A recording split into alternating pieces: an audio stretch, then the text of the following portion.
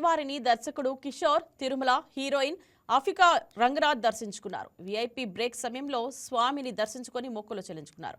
వీరికి ఆలయ అధికారులు స్వాగతం పలికి దర్శన ఏర్పాట్లు చేశారు. అనంతరం రంగనాయకుల మండపంలో వేద పండితులు వేదాశీర్వచనం అందించగా ఆలయ అధికారులు స్వామివారి పట్టు వస్త్రంతో సత్కరించి తీర్థ ప్రసాదాలు అందజేశారు.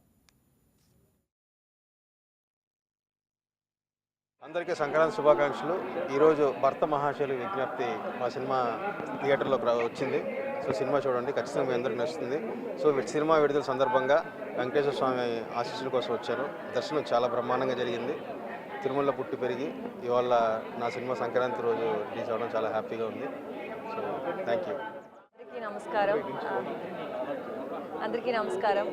ఇవాళ వెంకటేశ్వర స్వామి గుడి దర్శనం చేసుకుని మన భర్త మహాశైలకు విజ్ఞప్తి రిలీజ్ ఉంది. సో చాలా చాలా హ్యాపీ, చాలా లక్కీ అని ఫీల్ అవుతున్నాను.